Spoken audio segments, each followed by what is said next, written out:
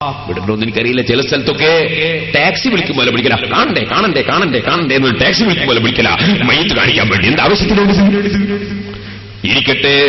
എന്നാൽ അവിടുന്നും വിട്ടുപോയി. ചില സ്ഥലത്ത് പുരുഷൻ മരിച്ചാൽ അന്യ സ്ത്രീകൾ വന്ന് നോക്കുന്നു, ഹറാമല്ലേ അത്? അതുപോലെ സ്ത്രീ മരിച്ചാൽ അന്യപുരുഷന്മാര് വന്ന് മയ്യത്ത് കാണുന്നു, ഹറാമല്ലേ അത്? ഹറാമല്ലേ അത്? പക്ഷേ ആളുകൾക്ക് അതിനെക്കുറിച്ച് വിവരമില്ല. അന്യപുരുഷനെന്ന് പറഞ്ഞാലോ, അതേ തൊട്ടാൽ ഒതുമുറിയുന്നവർ എല്ലാം അന്യപുരുഷരാണ്, ഭർത്താവും ഭാര്യയും ഒഴിച്ച്. മറ്റേ ആരെല്ലാം തൊട്ടാൽ ഒതുമുറിയുന്നവരുണ്ട്, അതൊക്കെ അന്യപുരുഷരാണ്. അപ്പൊ ബാപ്പന്റെ ജ്യേഷ്ഠന്റെ മകൾക്ക് എന്നെ കാണൽ അനുവദനീയം അല്ല. അതുപോലെ എന്റെ ബാപ്പന്റെ അനുജന്റെ മകളെ എനിക്ക് കാണൽ അനുവദനീയം അല്ല. ഇതുപോലെ അമ്മാമന്റെ മകളെ നോക്കൽ അനുവദനീയം അല്ല. അമ്മാമന്റെ മകന് അതേ ബാപ്പന്റെ പെങ്ങളുടെ മകളെ കാണൽ അനുവദനീയം അല്ല. അപ്പൊ ഇവിടെ ചിന്തിക്കണം, കെട്ടാൻ പറ്റുന്നവരൊക്കെ അന്യരാണ്, തൊട്ടാൽ ഒതുമുറിയുന്നവരൊക്കെ അന്യരാണ്. അന്യരായ സ്ത്രീ പുരുഷന്മാരെ കൊണ്ട് മയ്യത്ത് നോക്കിക്കുകയും കാണിക്കുകയും ചെയ്യുന്നത് കടുത്ത തെറ്റാണ്. അതേക്കുറിച്ചും നമ്മുടെ സമുദായത്തിന് ബോധമുണ്ടാകണമെന്ന് ഇടയ്ക്ക് ഞാൻ ഉണർത്തുകയാണ്. ഓ സഹോദരന്മാരെ, സിദ്ദീഖുൽ അക്ബർ റളിയല്ലാഹു അൻഹു അല്ലാഹുവിന്റെ റസൂലിന്റെ മുഖം ചുംബിച്ച് തല ഉയർത്തിയതിന് ശേഷം വല്ലാത്ത സങ്കീർണമായ പ്രശ്നമാണല്ലോ പുറത്ത്. കാരണം ഏറ്റവും വലിയ നേതാവായ നബി സല്ലല്ലാഹു അലൈഹി വസല്ലമ തങ്ങൾ വഫാത്തായിരിക്കുന്നു. ഒരു കൂട്ടർ ഇസ്ലാമെന്ന് രാജിവെച്ചിരിക്കുന്നു. ഉമർ ഇബ്നുൽ ഖത്താബ് പോലും മനസ്സ് പതറിയിരിക്കുന്നു. ഇനി എന്താണ് ഭാവി കാലം, എങ്ങനെയാണ്? ഏറ്റവും ബേജാറുള്ള സമയമാണ്, സങ്കീർണമായ പ്രശ്നമാണ്. സങ്കീർണമായ പ്രശ്നമുള്ളപ്പോൾ നബിയെ വിളിച്ച് ഇസ്തിഗാസ ചെയ്ത് പരിചയിച്ച ആളാണ് സയ്യിദുനാ അബൂബക്കർ സിദ്ദീഖ്. സുന്നത്ത് ജമാഅത്തിന്റെ നേതാവാണ്. ഇസ്തിഗാസ ബഹുമാനപ്പെട്ടവരുടെ പതിവാണ്. കേട്ടിട്ടില്ലേ നിങ്ങൾ? മദീനയിലേക്ക് ഹിജറ പോകുമ്പോ വഴിക്ക് വെച്ച് അല്ലാഹുവിന്റെ റസൂലിനെയും സിദ്ദീഖുൽ അക്ബർ റളിയല്ലാഹു അൻഹുവിനെയും വാളുകൊണ്ട് വെട്ടാൻ വേണ്ടി വാളും കയ്യിൽ പിടിച്ച് സ്പീഡുള്ള കുതിരയുടെ പുറത്ത് സുറാഖത്ത് ഇബ്നു മാലിക് സമീപത്തിങ്ങെത്തിയപ്പോ ആരും രക്ഷിക്കാനില്ല. അല്ലാഹുവിന്റെ റസൂലിനെയും സിദ്ദീഖുൽ അക്ബറിനെയും വെട്ടാൻ വാളും പിടിച്ച് സുറാഖത്ത് ഇബ്നു മാലിക് സമീപത്തെത്തി. സിദ്ദീഖ് റളിയല്ലാഹു അൻഹു അസന്നിഗ്ധ ഘട്ടത്തിൽ ചെയ്ത പണി എന്താണ്? ഇസ്തിഗാസ തന്നെ, വിളിച്ചു തേടൽ തന്നെ. ആരെയാ വിളിച്ചത്? ഏറ്റവും വലിയ റഹ്മത്തുൽ ലിൽ ആലമീനായ നബിയെ തന്നെ. യാ റസൂലല്ലാഹ്, ഓ അല്ലാഹുവിന്റെ റസൂലേ, സുറാഖത്ത് എത്തിപ്പോയി.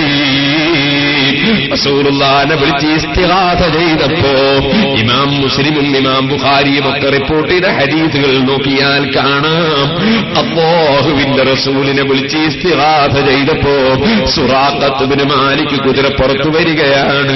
റസൂലുള്ള പറയുന്നു, പേടിക്കണ്ട അബൂബക്കറേ, ലാ തഹസൻ ഫഇന്നല്ലാഹ മഅനാ. ദുഃഖിക്കണ്ട, പേടിക്കണ്ട, അല്ലാഹ് നമ്മളെ കൂടെയുണ്ട്. അല്ലാഹുവിന്റെ സഹായം നമുക്കുണ്ടെന്നർത്ഥം. അത് കിട്ടാൻ തന്നെയാ നബിയെ വിളിച്ചത്. അല്ലാഹയല്ലാതെ സഹായിക്കുന്നവനില്ലെന്ന് സിദ്ദീഖുൽ അക്ബറിന് അറിയാം. പക്ഷെ അല്ലാഹുവിന്റെ സഹായം കിട്ടാനാണ് റസൂലുള്ളാഹിനെ വിളിച്ചത്. സഹോദരന്മാരെ, മഴ കിട്ടാൻ വേണ്ടി നിങ്ങൾ മഴയെ തേടുന്ന നിസ്കാരം കേട്ടിട്ടില്ലേ? മഴയെ തേടുന്ന നിസ്കാരത്തിൽ മഴ തേടലുണ്ടോ? ഇല്ല. പിന്നെ തേടുന്നത് ഇഹ്ദിനസ് സിറാത്തൽ മുസ്തഖീം, കിട്ടുന്നത് മഴയാണ്. നിങ്ങൾ കേട്ടിട്ടില്ലേ? അതുപോലെ നിസ്കാരം, മഴയെ തേടുന്ന നിസ്കാരം, ആ നിസ്കാരത്തിൽ വിളിക്കുന്നത് അസ്സലാമു അലൈക അയ്യുഹൻ നബിയ്യു, കിട്ടുന്നത് മഴ. അങ്ങനെ അല്ലാഹു തആല ലോകത്ത് പല സംഗതികളും തരാൻ പലതും നിശ്ചയിച്ചിട്ടുണ്ട്, കാരണങ്ങൾ. ഈ കാരണങ്ങളിൽ ഒന്നാണ് ഇസ്തിഗാസ. അതേ സിദ്ദീഖുൽ അക്ബർ റളിയല്ലാഹു അൻഹു വിളിച്ചപ്പോൾ റസൂലുള്ളാഹി സമാധാനിപ്പിക്കുന്നു. അതേ പറയുന്നു, ഭൂമിക്ക് ഓർഡറാണ്. ഭൂമി യാ അർദു ഖുദീ, പിടിച്ചുകൊള്ളണം ഭൂമി. നിർദ്ദേശമാണ്. ഭൂമിയുടെ ഉള്ളിലേക്ക് സുറാഖത്ത് ബിൻ മാലിക്കിന്റെ കുതിരയുടെ കാലുകൾ അങ്ങനെ തന്നെ അങ്ങ് താഴ്ന്നുപോയി. സുറാഖത്ത് ബിൻ മാലിക് അവിടെ കുടുങ്ങി. അപ്പോഴാ സുറാഖത്ത് വിളിക്കുന്നത്, താവോട്ട് ഇങ്ങനെ പോവാണ്. അപ്പോഴാ വിളിക്കുന്നത് അല്ലമാൻ അല്ലമാൻ അല്ലമാൻ, രക്ഷപ്പെടുത്തണം നബിയെ, രക്ഷപ്പെടുത്തണം. സുറാഖത്ത് ബിൻ മാലിക്കും രക്ഷപ്പെടാൻ വേണ്ടി ഇസ്തിഗാസ ചെയ്യാണ്, രക്ഷപ്പെടുത്തണം. ഭൂമിയോട് പറഞ്ഞു വിട്ടുകൊടുത്തേ. ആ സുറാഖത്ത് ബിൻ മാലിക് അല്ലാഹുവിന്റെ റസൂലിന്റെ അടുക്കൽ വെച്ച് കരാർ ചെയ്ത് തിരിച്ചുപോയി. വലിയ നീണ്ട സംഭവമാണ്. അബൂജഹലിന്റെ അടുക്കലെത്തി. അബൂജഹൽ ചോദിച്ചു, സുറാഖത്തെ നീ മുഹമ്മദിന്റെ തലെടുക്കാൻ പോയി, 100 ഒട്ടകം തരുന്നില്ലേ പറഞ്ഞത്? എന്തേ നീ എവിടെ വരുന്നത്? മുഹമ്മദിനെ കണ്ടോ? സുറാഖത്ത് ബിൻ മാലിക് പറഞ്ഞു, അങ്ങോട്ടൊന്നും പോയിട്ട് കാര്യമൊന്നുമില്ല. എന്തേ നിന്റെ സംസാരം കേട്ടു നോക്കുമ്പോ നീ കണ്ട മാതിരി ഉണ്ടല്ലോ. അബൂജഹൽ എത്ര മോശക്കാരനൊന്നല്ല. അവൻ വളരെ ചോദിക്കാണ്, നീ കണ്ട മാതിരി ഉണ്ടല്ലോ. അപ്പോഴാ സുറാഖത്ത് ബിൻ മാലിക് പാടിയത്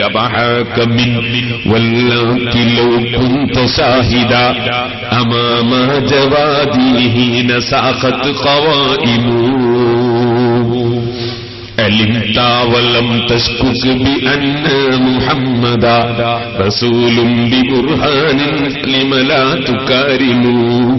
ഓ അബുൽ ഹക്കം, അബൂജഹലേ, ലാത്ത എന്ന ദൈവത്തെ തന്നെയാണ് സത്യം. ഞാൻ സംഗതി പറയട്ടെ, ആ മുഹമ്മദിന്റെ അടുക്കൽ ഞാൻ എത്തിയിട്ട് എന്റെ കുതിരയുടെ കാല് ഭൂമിയിലേക്ക് താഴ്ന്നുപോയ സമയത്ത് നീ എങ്ങാനും അവിടെ ഉണ്ടെങ്കിൽ നീയും പറഞ്ഞു പോകും അശ്ഹദു അന്ന മുഹമ്മദൻ റസൂലുള്ളാഹ്, നീയും പറഞ്ഞു പോകും അബൂ ഹക്കമേ. ഇരിക്കട്ടെ, ഞാൻ പറഞ്ഞത് അങ്ങനെ അസന്നിഗ്ധമായ ഘട്ടത്തിൽ അല്ലാഹുവിന്റെ റസൂലിന്റെ കൂടെ പോകുമ്പോൾ തന്നെ ഇസ്തിഗാസ ചെയ്ത് പഠിച്ച ബഹുമാനപ്പെട്ട സയ്യിദുനാ അബൂബക്കർ സിദ്ദീഖ് അല്ലാഹുവിന്റെ റസൂൽ വഫാത്തായ സമയത്ത് സങ്കീർണമായ പ്രശ്നമാണ് പുറത്ത്. ഉമർ ഇബ്നുൽ ഖത്താബ് വരെ പതറിപ്പോയി. ഉടനെ സിദ്ദീഖുൽ അക്ബർ റളിയല്ലാഹു അൻഹു വഫാത്തായി കിടക്കുന്ന റസൂലുള്ളാഹിനെ വിളിക്കുകയാണ്.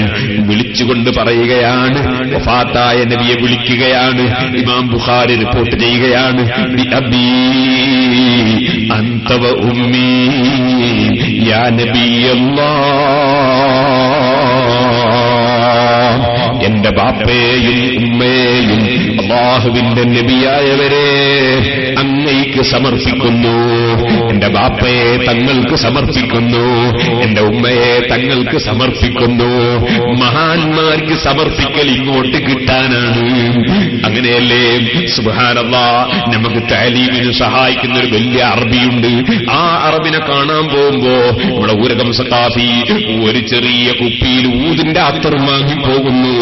ഇത് സമർപ്പിക്കുന്നത് അയാൾക്ക് ഞെരുക്കമുണ്ടായിട്ടല്ല, നമുക്ക് എന്തെങ്കിലും ഒന്നും കൂടി കിട്ടാനാണ്. ഞങ്ങളൊക്കെ തന്നെ എടുക്കുന്ന പണിയാണ്. ഞാൻ പറഞ്ഞതിന്റെ അർത്ഥം അതേ മഹാന്മാർക്ക് സമർപ്പിക്കൽ ഇങ്ങോട്ട് വലിയത് വാങ്ങാനാണ്. ഇദാ ഹയ്യിതും ബിതഹിയ്യത്തിൻ ഫഹയ്യൂ ബിഅഹ്സന മിൻഹാ ഔ റുദ്ദൂഹാ, മഹാന്മാര് കൊടുത്താൽ ഇങ്ങോട്ട് അതിനേക്കാൾ നല്ലത് തിരിച്ചു തരും, സ്വാഭാവികമാണ്.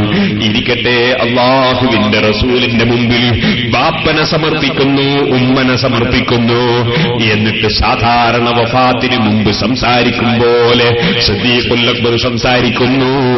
അതേ മുജാഹിദിന്റെ ആശയം സിദ്ദീഖുൽ അക്ബറിന് അറിയില്ല, ഉമർ ഇബ്നുൽ ഖത്താബിന് അറിയില്ല. അതൊക്കെ പിൽക്കാലത്തുണ്ടാക്കിയ പുതിയ ആശയങ്ങളാണ്. മരണപ്പെട്ടുപോയ മഹാന്മാരോട് സംസാരിച്ചുകൂടെന്നോ മരിച്ചവര് കേൾക്കുകയില്ലെന്നോ അതൊന്നും സിദ്ദീഖുൽ അക്ബർ മനസ്സിലാക്കിയിട്ടില്ല. റസൂലുള്ളാഹിനെ വിളിച്ചിട്ട് ബാപ്പനെയും ഉമ്മനെയും സമർപ്പിച്ചതിന് ശേഷം സിദ്ദീഖുൽ അക്ബർ റളിയല്ലാഹു അൻഹു പറയുന്നു, അതേ ഇന്നല്ലാഹ ലാ യജ്മഉ അലൈക മൗതതൈനി അമ്മൽ മൗതത്തുല്ലതി കുതിബത് അലൈക ഫഖദ് മുത്തഹാ. ഓ നബിയേ, അങ്ങേക്ക് 2 മരണം അല്ലാഹ് സംഘടിപ്പിക്കൂല നബിയേ. അല്ല കണക്കാക്കിയ മൗത്ത് തങ്ങൾ മൗത്തായി കഴിഞ്ഞു. 2 മൗത്ത് അല്ലാഹു തആല തങ്ങൾക്ക് സംഘടിപ്പിക്കൂല നബിയേ. ബാപ്പനെയും സമർപ്പിച്ചിട്ടിത് പറഞ്ഞത് എന്തിനാണ്? തങ്ങളുടെ മൗത്തിതാ കഴിഞ്ഞു, ഇനി ഞങ്ങളിവിടെ അനാഥരാണ്. അനാഥരായ ഈ സമുദായത്തിൽ തങ്ങളുടെ മേൽനോട്ടം വേണം നബിയേ, തങ്ങളുടെ സഹായം വേണം നബിയേ. ഇത് പറയേണ്ടതില്ല, മാന്യന്മാര് അത്രേ പറയൂ. അയ്യൂബ് നബിയുടെ ദുആ കേട്ടിട്ടില്ലേ നിങ്ങൾ? റബ്ബി ഇന്നി മസ്സനിയദ്ദുറു വഅൻത അർഹമുർ റാഹിമീൻ. എനിക്ക് രോഗമാണ് റബ്ബേ, നീ വല്ലാതെ റഹ്മത്ത് ചെയ്യുന്നവനാണ് റബ്ബേ, എന്റെ രോഗം മാറ്റിത്തരണം എന്ന് അവിടെ പറഞ്ഞതായി ഇല്ലല്ലോ. കാരണം ആന്മാരോട് അങ്ങനെ, മാന്യന്മാരോട് അങ്ങനെ പറയേണ്ടതില്ലല്ലോ. ഉസ്താദേ, ഞങ്ങളെ നാട്ടിൽ ഭയങ്കര പ്രശ്നമാണ്, മുജാഹിദികളൊന്ന് പ്രസംഗിച്ചിട്ട്, അതുകൊണ്ട് ഞങ്ങൾ വലിയ ബുദ്ധിമുട്ടിലാണ്, അതുകൊണ്ടാ വന്നത്. എന്നല്ലാതെ ഉസ്താദ് വന്നൊരു ദിവസം പ്രസംഗിക്കണമെന്ന് പറയേണ്ട ആവശ്യമുണ്ടോ? ഇത് പറയുമ്പോൾ തന്നെ നീയില്ലേ ഈ ഉസ്താദ് ഞാൻ ഒരു ദിവസം പോയി പ്രസംഗിക്കണമെന്നായി പറയുന്നത്? ഒരു പണക്കാരന്റെ അടുത്ത് പോയിട്ട് ഇതാ താലീമിൽ കുട്ടിക്ക് ഭക്ഷണം കൊടുക്കാൻ അരിയൊന്നുമില്ല എന്ന് പറഞ്ഞാൽ ഈ പണക്കാരന് ബുദ്ധിയുള്ളവരാണ് അവന് മനസ്സിലാവില്ല. ഒരു ചാക്ക് അരിയെങ്കിലും കൊടുക്കണമെന്നായി പറയുന്നത്. പിന്നെ ഒരു ചാക്ക് അരി തരണം എന്ന് പറയണോ? അത് പറയേണ്ടതില്ല. ഒരു ഡോക്ടറെ അടുത്ത് പോയിട്ട് എനിക്ക് തലക്ക് തീരെ സുഖമില്ല എന്ന് പറഞ്ഞാൽ പോരെ മരുന്ന് തരണമെന്ന് പറയണോ? അത് പറയേണ്ടതില്ല. ആർക്കാണ് മനസ്സിലാകാത്തത്? ഇതുപോലെ അല്ലാഹുവിന്റെ റസൂലിനോട്, ഓ നബിയേ, അങ്ങേക്കതാ അള്ള കണക്കാക്കിയ മൗത്തായി കഴിഞ്ഞു നബിയേ, എന്റെ ബാപ്പനെയും ഉമ്മനെയും അങ്ങേക്ക് സമർപ്പിക്കുന്നു നബിയേ എന്ന് സിദ്ദീഖുൽ അക്ബർ പറയുന്നതിന്റെ അർത്ഥം തന്നെ ഞങ്ങളുടെ കാര്യം തങ്ങളൊന്ന് ശ്രദ്ധിക്കണമെന്നാണ്. അതുകൊണ്ട് തന്നെ ഇമാം ഗസ്സാലി റഹിമഹുല്ലാഹ്, ഇതുവരെ ഞാൻ പറഞ്ഞ റിപ്പോർട്ട് ബുഖാരിയിലുള്ളതാണെങ്കിൽ ഇമാം ഗസ്സാലി റഹിമഹുല്ലാഹ് ഉദ്ധരിക്കുന്ന ഒരു റിപ്പോർട്ടിൽ കാണാം, ഉദ്കുർനാ ഇൻദ റബ്ബിക വൽനകുൻ ബിബാലിക.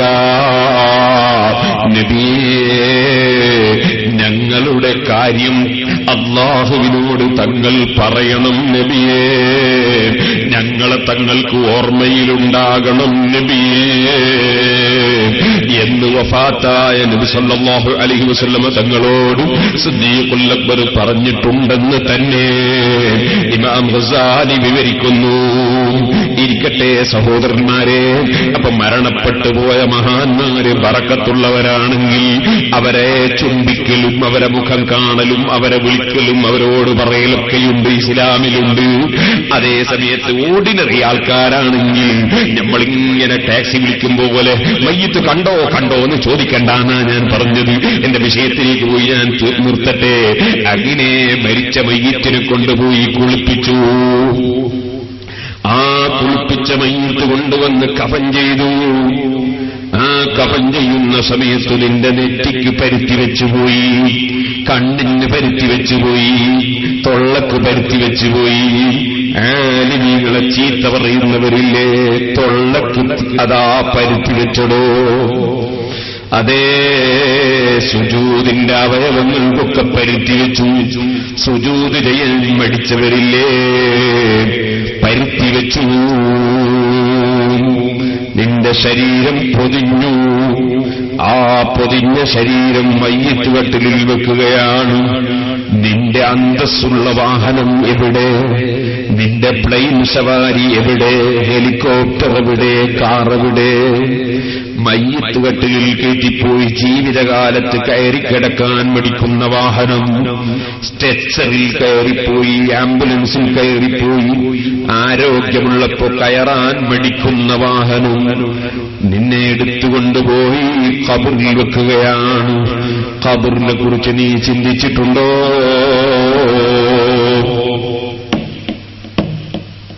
ഒരു വലിയ കേസ്. ആ കേസിൽ 2 ആഴ്ച ജയിലിൽ കിടക്കേണ്ടി വരും എന്ന് പറഞ്ഞാൽ ഏത് വക്കീലിനെയും വെച്ച് ആ കേസിൽ നിന്ന് രക്ഷപ്പെടാൻ നോക്കും. 2 ആഴ്ച ജയിലിൽ കിടക്കും. ഒറ്റ ദിവസം ജയിലിൽ കിടക്കാനാവൂല. എന്തിപ്പോ ജയിലിൽ കിടന്നാ വരിക? ജയിലിൽ എന്ന് പറഞ്ഞാൽ എന്താണ്? വായു അവിടെ ഉണ്ടാവും, വെള്ളം അവിടെ കിട്ടും, ഭക്ഷണം അവിടെ കിട്ടും, ഇടക്കൊക്കെ ഇറങ്ങി പോവുകയും ചെയ്യാം. പിന്നെ ബന്ധപ്പെട്ടവർക്ക് ഇടക്കെല്ലാം വന്ന് കാണുകയും ചെയ്യാം.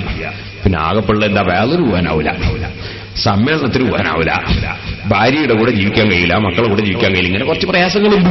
എന്നതിൽ കഴിഞ്ഞ് ജയിലിൽ വരേണ്ടത് അല്ലാഹുതആല ജയിലിൽ കിടക്കാതെ തന്നെ നമുക്ക് ജീവിച്ച് മരിക്കാൻ തൗഫീഖ് ചെയ്യട്ടെ. അതുകൊണ്ട് ജയിൽ വാങ്ങണമെന്നല്ല ഞാൻ പറഞ്ഞതിന്റെ അർത്ഥം. ഞാൻ പറഞ്ഞതിന്റെ ജയിൽ അത്രേ ഉള്ളൂ എന്നാണ്. അതേ സമയത്ത് നിങ്ങൾ ഓർക്കണം, ആ ജയിലിൽ ഒരു ദിവസം കിടക്കാതിരിക്കാൻ വേണ്ടി എത്ര ചെലവഴിക്കും മുതലാളിമാര്. ഒരു ദിവസം ജയിലിൽ കിടക്കാനാവില്ല, അത് എന്ത് വേണമെങ്കിലും അധ്വാനിക്കും, ഏത് വക്കീലിന്റെ കാലം പിടിക്കൂലേ. എന്നാ സഹോദരാ, എന്നെയും നിന്നെയും കൊണ്ടുപോയി കിടത്തുന്ന ഖബറിനെ കുറിച്ച് ചിന്തിച്ചിട്ടുണ്ടോ? അത് 2 ആഴ്ചത്തേക്കുള്ള റിമാൻഡല്ല, അതേ 1 മാസത്തേക്കുള്ളതല്ല. എത്ര കൊല്ലമാണ് പാവപ്പെട്ട ഞാൻ കിടക്കേണ്ടതെന്നറിയില്ല. നിങ്ങൾ എത്ര കാലം കിടക്കണമെന്നറിയില്ല. അവിടെ ജയില് പോലെ വായു കടക്കാനുള്ള ജനവാതിലില്ല, വെള്ളം കൊണ്ടുതരാനാണില്ല, ഭക്ഷണം എത്തിച്ചേരാൻ വകുപ്പില്ല, നിന്റെ കുടുംബങ്ങളെ കാണാൻ സാധ്യമല്ല, നിനക്ക് ടെലിഫോണിൽ സംസാരിക്കാൻ കഴിയില്ല, കത്തയക്കാൻ സാധ്യമല്ല, കട്ടിലിന്റെ മേലെ കിടന്നുറങ്ങാൻ കഴിയില്ല, നിനക്ക് ഇറങ്ങിപ്പോകാൻ ഒരു സമയവും ഇല്ല, നിന്റെ ബന്ധുക്കൾക്ക് വന്ന് കാണാൻ ഒരു അവസരവും ഇല്ല, നിനക്ക് അവരോട് ബന്ധപ്പെടാനുള്ള വകുപ്പും ഇല്ല, നിനക്കവിടെ തിരിഞ്ഞും മറിഞ്ഞും കിടക്കാനുള്ള സ്ഥലം ഇല്ല. ആ ഇടുങ്ങിയ സ്ഥലത്ത് നീയും ഞാനും കിടക്കണം ഖബറിൽ. ആ കിടക്കുന്ന കിടത്തത്തെ കുറിച്ച് നീ ചിന്തിച്ചിട്ടുണ്ടോ? അവിടെ വലതുഭാഗത്തേക്ക് ചൊരിച്ച് ഖിബിലയിലേക്ക് തിരിച്ച് മയ്യിത്ത് കിടത്തുമ്പോ പണ്ഡിതന്മാരൊരൽപ്പം ചളിമണ്ണെടുത്ത് അതാ മുഖത്ത് നിന്റെ കവിൾത്തടത്തിന് ഒട്ടിച്ചു വെക്കുന്നു. ഈ കണ്ണാടിയുടെ മുന്നിൽ പോയി ഇങ്ങനെ ശരിപ്പെടുത്തിയ സ്ഥലമല്ലേ അത്, പൊടിപാറ്റിയ സ്ഥലമല്ലേ അത്, നീ വല്ലാതെ ബഹുമാനിച്ച സ്ഥലമല്ലേ അത്. നീ പറയല് തന്നെ എന്താണ്? അവൻ എന്റെ മുഖത്ത് നോക്കി പറഞ്ഞു കളഞ്ഞു എന്നാണ്. നിന്റെ മുഖം വല്ലാത്ത ബഹുമാനമുള്ള സ്ഥലമാണെന്ന് നീ കരുതിയിരിക്കുന്നു. നിന്റെ മുഖത്ത് നോക്കി പറഞ്ഞു എന്ന് പറയുമ്പോൾ നിനക്ക് വല്ലാത്തൊരു അപമാനമായി പോയി. ആ നിലക്ക് നിന്റെ മുഖത്തെ നീ ബഹുമാനിച്ചില്ലേ? ആ മുഖം ഇപ്പോഴതാ കളിമണ്ണിനോട് ചേർത്ത് ഒരു തലയണി പോലുമില്ലാതെ ഖബറിൽ കൊണ്ടുപോയി ഒരു ചെറിയ മണ്ണിന്റെ കട്ട വെച്ചു കൊടുത്താൽ നല്ലതാണ്. ചുടുകട്ടയാകരുത്, ചുടാത്ത കട്ടയാകണം. ഇരിക്കട്ടെ, ആ മണ്ണിൻ കട്ടയുമായി നീ അവിടെ കിടക്കുകയല്ലേ? എത്ര ദിവസം കിടക്കണം മനുഷ്യ? നീ ദുനിയാവിൽ ജീവിക്കുന്ന ചുരുങ്ങിയ കാലം അള്ള കൽപ്പിച്ചതെടുത്ത് അള്ള വിരോധിച്ചത് കൈയൊഴിച്ചൊരു തഖ്വയോടെ ജീവിക്കാൻ പറയുമ്പോ നമുക്കതിന് തുനിയാൻ ഇബ്ലീസ് സമ്മതിക്കുന്നില്ല, ശരീരത്തിന്റെ തടീച്ച അനുവദിക്കുന്നില്ല, ഹറാമിലേക്ക് വഴുതിപ്പോകുന്നു. അല്ലാഹുവേ, ഞങ്ങൾ പാപികളാണ്, ഞങ്ങളെ ദോഷങ്ങൾ നീ പൊറുക്കണം റഹ്മാനേ, ഞങ്ങളെ നന്നാക്കി തരണം റഹ്മാനേ. ഖബറിനെ കുറിച്ച് നീ ചിന്തിച്ചോ? ഖബർ കുഴിച്ചു നോക്കുമ്പോ കാണുന്നില്ലല്ലോ ഉസ്താദേ, രക്ഷയും കാണുന്നില്ല, ശിക്ഷയും കാണുന്നില്ല. ഇന്നലെ ഞാൻ ഉണക്ക് പുല്ലിനെ കുറിച്ചും പച്ചപ്പുല്ലിനെ കുറിച്ചും പറഞ്ഞത് നീ ഓർക്കുന്നില്ലേ? ആ ഉണക്കുപുല്ലും പച്ചപ്പുല്ലും പാഠം പഠിക്കാനാണെന്ന് പറഞ്ഞതുപോലെ ഞാൻ പറയട്ടെ, നീ ഉറങ്ങുന്നില്ലേ? ആ ഉറങ്ങുന്ന മൊയിലാരെ വിളിച്ചാവുന്ന അതിലങ്ങ് അവിടെ അതൊരാളോ അയാൾ കുടിപ്പിച്ച. സഹോദരന്മാരെ, നമ്മൾ ഉറങ്ങിപ്പോകുന്നില്ലേ? ഞാനതേക്കുറിച്ച് ഇപ്പോൾ പറയുന്നില്ല. ഉറക്കി അതൊരു വല്ലാത്ത സംഗതിയാണ്. വണ്ടി ഓടിച്ചു കൊണ്ടുപോകുന്ന, കാർ ഓടിച്ചു കൊണ്ടുപോകുന്ന മനുഷ്യൻ ഉറങ്ങിപ്പോയി. എന്നിട്ട് കാറും ഡ്രൈവറും ഒക്കെ നശിച്ചുപോയി, ഡ്രൈവർ മരിച്ചുപോയി, കാർ ഉടഞ്ഞും പോയി. കാരണം ഉറങ്ങിപ്പോയി. നിങ്ങൾ ആലോചിച്ച്, നമ്മളെ ശരീരത്തിന്റെ ഒരു അധികാരം നമ്മൾ ഉറങ്ങണ്ടെന്ന് വിചാരിക്കുമ്പോൾ ഉറക്ക് വരികയാണ്, വരുമ്പം തടുക്കാൻ കഴിയുന്നില്ല. അങ്ങനെയാണ് കാറിന്റെ ഡ്രൈവർ ആക്സിഡന്റ് ആയത്. അപ്പൊ ഉറക്ക് നമ്മുടെ നിയന്ത്രണത്തിൽ അല്ല. ഉറക്കം വരല്ലോ. ചില ആളുകൾ ഇന്നലെ ഞാൻ കിടന്നിട്ട് എത്ര കളിച്ചിട്ട് ഉറക്ക് വന്നില്ല, എന്റെ വിസ കിട്ടാച്ചിട്ടാ വരാഞ്ഞ് അല്ല ടിക്കറ്റ് ഒക്കെ അല്ല. നിനക്ക് ഉറക്കം വരുത്താനും സാധ്യമല്ല, ഉറക്ക് പോക്കാനും സാധ്യമല്ല. അതല്ലേ ആദ്യം തന്നെ വിളിച്ചു പറഞ്ഞത്, അല്ലാഹു അക്ബർ, അള്ള വലിയവനാണ്, നീ വലിയവനല്ലടാ. നിനക്ക് ഉറക്കം ഉണ്ടാക്കാൻ കഴിയില്ല, ഉറക്കം ഇല്ലാതെയാക്കാനും കഴിയില്ല, നിനക്കൊന്നിനും കഴിയില്ല. കഴിവുള്ളവൻ അള്ളയാണ്. ഇനി ഞാൻ നിന്നോട് പറയട്ടെ, നീയും നിന്റെ ഭാര്യയും പ്രൈവറ്റ് റൂമിൽ കിടന്നുറങ്ങുന്നു, എയർ കണ്ടീഷൻ ചാലുവാക്കി ഉറങ്ങുകയാണ്, ആരുമില്ല. അപ്പൊ പെട്ടെന്നതാ നീ ഉറക്കം നിലവിളിക്കുന്നു, ശബ്ദമെടുക്കുന്നു. നിങ്ങളെന്താണ് ശബ്ദം ഉണ്ടാക്കുന്നത്? ഭാര്യ തട്ടി വിളിക്കുകയാണ്. ഇയാള് എന്നൊക്കെ പറഞ്ഞ് ഉറക്കുകയാണ്. നിങ്ങളെന്താണ് ശബ്ദം ഉണ്ടാക്കുന്നത്? നിങ്ങളിങ്ങനെ ശബ്ദം ഉണ്ടാക്കിയാൽ കുട്ടികൾ വിചാരിക്കില്ല ഞാനിതിൻ്റെ ഉള്ളിൽ നിങ്ങളെന്തോ ചെയ്തതാണ്. അപ്പൊ ഇയാൾ മെല്ലെ ഉറക്കത്തിൽ ഇങ്ങനെ വരിക. പിന്നെ ഇയാൾ ഞെട്ടിയാണ്. ആന വന്നു. എയർ കണ്ടീഷൻ റൂമിൽ ആന വന്നിട്ടൊന്നുമില്ല. ഇയാൾ ആനനെ കണ്ടല്ലേ. ആന വന്നു, ഇയാളെ കുത്തുമ്പോഴാ ഇയാൾ നിലവിളിച്ചപ്പോ ഭാര്യ ഉറക്കുന്നു. ഭാര്യ വിളിച്ചത് വന്നിട്ടില്ല എന്ന് പറയാൻ പറ്റും. പിന്നെ എങ്ങനെ അയാൾ കണ്ടതല്ലേ? കണ്ടിട്ടുണ്ട്. ഇയാൾ ബേജാറായതില്ലേ, പേടിച്ചതില്ലേ? തീരെ വന്നിട്ടില്ലേ പിന്നെ ഇയാൾ പേടിക്കോ? വന്നിട്ടുണ്ട്. വന്നിട്ടുണ്ടോ? ഉണ്ടെങ്കിൽ ഇവളും കൂടി കാണണ്ടേ? ഭാര്യ കണ്ടിട്ടുമില്ല, ഇയാൾ കണ്ടിട്ടുണ്ട്. ഇയാൾ അനുഭവിച്ചിട്ടുണ്ട്, അതിന്റെ വേദന അനുഭവിച്ചിട്ടുണ്ട്, പ്രയാസം അനുഭവിച്ചിട്ടുണ്ട്, ചിലപ്പോ നല്ല സുഖം അനുഭവിക്കാറുണ്ട് ഉറക്കില്ല. അങ്ങനെയാണ്. ഇതിന് മുമ്പ് ഒരാൾ എന്നോട് നിങ്ങൾ എന്നെ വന്ന് വിളിച്ചാൽ ചോദിച്ചാൽ ഞാൻ നല്ല സ്വപ്നം കാണാനും ഞാനിങ്ങ് കാണണ്ടേ? ഇയാൾ കാണുന്നുണ്ട്, ഞാൻ അടുത്തൊന്നും കണ്ടില്ല. ഞാൻ കണ്ടത് ഇയാൾ ഇങ്ങനെ കണ്ണു ചുമി കിടക്കുന്നതാണ്. ഞാൻ പോയി വിളിച്ചു, ഇയാൾ ഞാൻ നല്ല സ്വപ്നം കാണുകയാണ്. അത്ഭുതം തന്നെയല്ലേ സ്വപ്നത്തിന്റെ കാര്യം? ഇനി നിങ്ങൾ അതിനേക്കാളും വലിയ അത്ഭുതം. സാധാരണ പേപ്പർ വായിക്കുമ്പോ കണ്ണട വെക്കുന്ന ചങ്ങാതി ഉറക്കിൽ മനോരമ വായിക്കുമ്പോൾ കണ്ണടയും വേണ്ട, മൂപ്പരും ഇങ്ങനെ വായിക്കുക മനോരമ. അപ്പോഴെന്താണ്? സ്വപ്നം വലിയ അത്ഭുതം തന്നെയല്ലേ? ആ സ്വപ്നത്തിൽ മനുഷ്യൻ ദുഃഖിക്കുന്നില്ലേ? വേദന അനുഭവിക്കുന്നില്ലേ? സുഖം അനുഭവിക്കുന്നില്ലേ? തൊട്ടടുത്ത് കിടക്കുന്നവൻ അറിയുന്നില്ല, തൊട്ടടുത്തുള്ളവൻ കാണുന്നില്ല, തൊട്ടടുത്തുള്ളവൻ കേൾക്കുന്നില്ല. ഭയങ്കര ശബ്ദം കേട്ടതാണ് ഉറക്കിൽ, പക്ഷേ തൊട്ടടുത്തിരിക്കുന്ന ആള് ശബ്ദം കേട്ടിട്ടില്ല. എന്തേ? ഇതെന്തിനാണെന്നറിയാമോ? എനിക്കും നിങ്ങൾക്കും പഠിക്കാൻ വേണ്ടി അള്ള വെച്ചതാണ്. മനുഷ്യ, ഖബർ തുറന്നു നോക്കുമ്പോ ഖബറിൽ ഖബറാളി അനുഭവിക്കുന്ന അനുഭവങ്ങൾ ജീവിച്ചിരിക്കുന്ന നീ കാണുന്നില്ലെന്ന് മനസ്സിലാക്കി നീ അത് നിഷേധിക്കാൻ പോകണ്ട. നിന്റെ കൂടെ കിടക്കുന്ന ഭാര്യ കാണുന്നില്ല, അറിയുന്നില്ല, നിനക്ക് അനുഭവങ്ങളില്ലേ? ഇപ്പോഴും ആ സ്വപ്നം വിചാരിക്കുമ്പോ നീ ഞെട്ടുന്നില്ലേ? ഇത് നിനക്കും എനിക്കും ഖബറിനെ കുറിച്ച് പാഠം പഠിക്കാൻ വേണ്ടി അല്ലാഹു വെച്ചതാണ്. ഓ മനുഷ്യ, ഖബറിൽ എത്ര ദിവസമാ കിടക്കേണ്ടത്? പിടുത്തമില്ല, അറിവില്ല. ആ ഖബറിൽ സന്തോഷത്തോടെ കിടക്കുന്നവരുണ്ട്, അവര് മറുപടി പറയാൻ സാധിച്ചവരാണ്. ഖബറിൽ ചോദ്യമുണ്ട്, മർറബ്ബുക വമാ ദീനുക തുടങ്ങിയ ചോദ്യമുണ്ട്. ചോദ്യമൊക്കെ വിശ്വാസങ്ങളെ കുറിച്ചാണ്. പ്രഥമ ദൃഷ്ട്യാ കുറ്റക്കാരനാണോ, വിശ്വാസം ശരിയുണ്ടോ എന്ന് പരിശോധനയാണ്. അതിൽ അല്ലാഹുവിന്റെ റസൂലിനെ ചൂണ്ടിക്കാണിച്ചു കൊടുത്തുകൊണ്ടുള്ള ചോദ്യവുമുണ്ട്. റസൂലുള്ളാഹിനെ പ്രിയം വെക്കുന്ന സുന്നിയാണോ എന്നതാണ് നോട്ടം. സുബ്ഹാനല്ലാഹ്. ആ ഖബറിൽ കിടക്കുന്ന മുഅ്മിനായ മനുഷ്യന് സൽക്കർമ്മങ്ങൾ ഒരു രൂപമായി വന്ന് ഖബറിൽ സന്തോഷിപ്പിക്കാൻ ഒരു കൂട്ടാളിയെ അല്ലാഹു നൽകുന്നു. ദുഷിച്ച പ്രവർത്തനങ്ങളുമായി നടന്ന തെമ്മാടിക്ക് അവന്റെ ദുഷ്കർമ്മങ്ങൾ അവനെ ബുദ്ധിമുട്ടിക്കാൻ വേണ്ടിയും രൂപാന്തരപ്പെട്ടു വരുമെന്ന് മുഹമ്മദുർ റസൂലുള്ളാഹി സ്വല്ലല്ലാഹു അലൈഹി വസല്ലം പറയുന്നു. സജ്ജനങ്ങളിൽപ്പെട്ടവന് വിശാലമാണ് അവന്റെ മുൻഭാഗത്തവൻ കാണുന്നത്, സ്വർഗമാണ് കാണുന്നത്. അവൻ ഖബറിൽ വെച്ച് പ്രാർത്ഥിക്കുന്നു, യാ റബ്ബി അഖിമിസ്സാ, ഖിയാമത്ത് നാളൊന്നാക്കിത്തരണം അല്ലാഹ്. ഖബറാളി ഖബറിൽ നിന്ന് ദുആ ചെയ്യുമെന്ന് മുഹമ്മദുർ റസൂലുള്ളാഹി. ഖബറിൽ കിടക്കുന്ന മുഅ്മിനീങ്ങളായ നമ്മുടെ ഉമ്മബാപ്പമാര്, ഉസ്താദുമാര് ഭൂമിയിൽ വെച്ച് നമ്മൾ ചെയ്യുന്ന പ്രവർത്തനങ്ങളൊക്കെ ഖബറിൽ അവർക്ക് അല്ലാഹ് അറിയിച്ചു കൊടുക്കുന്നു. അതുകൊണ്ട് തന്നെ മകൻ ഖുർആൻ ഓതുന്നത് കാണുമ്പോ ബാപ്പയ്ക്ക് വലിയ സന്തോഷമാണ്. മകൻ തെമ്മാടിയാകുന്നത് അറിയുമ്പോ ബാപ്പ വലിയ വേദനയിലാണ്.